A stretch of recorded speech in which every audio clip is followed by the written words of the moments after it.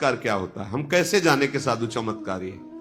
हमारा विषयी मन जो भोगों में रत है, पापाचरण में रत है, बलात् उसे खींचकर प्रभु के नाम रूप लीला धाम में लगा देना, यह महात्मा का चमत्कार। साधक को इन 3 दोषों से रहित भोजन पाना चाहिए।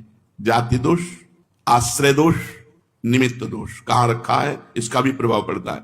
अब प्रधान वस्तु कह रहे हैं कि जैसे गौ, हमारे पास एक औषधि है हर प्रश्न के उत्तर में। नाम जप करो, अगर तुम्हारा मन सच्चा योगी ना हो जाए तो हमें बताना। नाम जप करो, जबान से नाम जप करो, फिर कंठ से नाम जप आएगा, कंठ से नाम जप। प्रेमानंद चला जाएगा लेकिन राधा नाम नहीं जाएगा।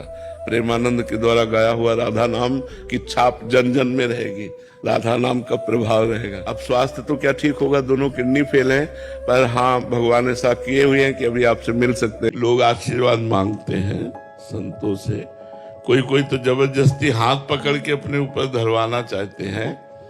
इससे कुछ नहीं होता। यदि आप भजन नहीं करोगे,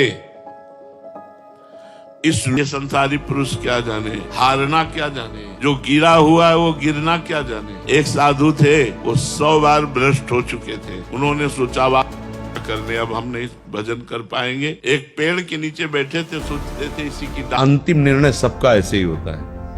डॉक्टर से तुम हाथ जोड़ते, सारी संपत्ति ले लो, इनको बचा लो, वो क्या कहेगा? प्रयास मेरा। वो ऐसे कुछ करता है, सफलता उसकी। ईश्वर चाहेगा तो, प्रयास तो मेरा। आप सहन करना चाहिए, मतलब दूसरा उपाय नहीं है, एकमात्र सहन करना उपाय है।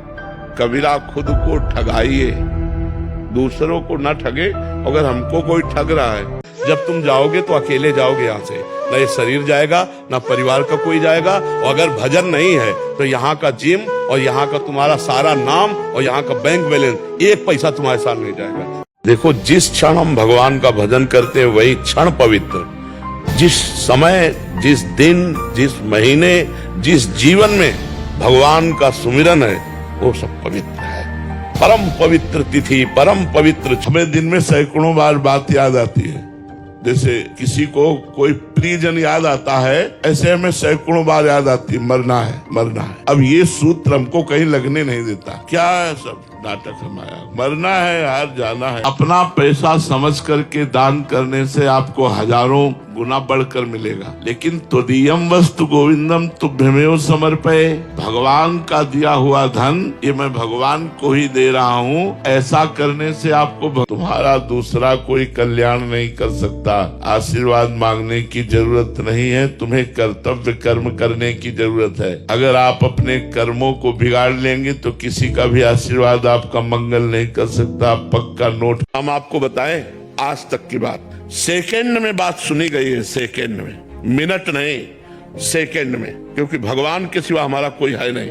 बचपन से भगवान में लगे, भगवान के सिवा कोई है नहीं, तो हम मिनट की बात नहीं कहते, सेकंड। कभी कभी हम भगवान की आड़ में अपने मन की वासनाओं की पूर्ति करते हैं, और जब कभी कोई पूछता है तो बोले उनकी सत्ता के बिना पत्ता नहीं हिलता, तो हमारे द्वारा जो हुआ उन्होंने तो करवाया है, तो उनके द्वारा एक और बनाया गया जिसका नाम है नरक। जब हम ये सोचते हैं कि इसका कर्तव्य था, ये नहीं किया, और अपने कर्तव्य का हम ध्यान नहीं देते, तब हमें क्रोध आ जाता है। अच्छा, क्रोध आना और क्रोध का नाटक करना, दोनों में अंतर है।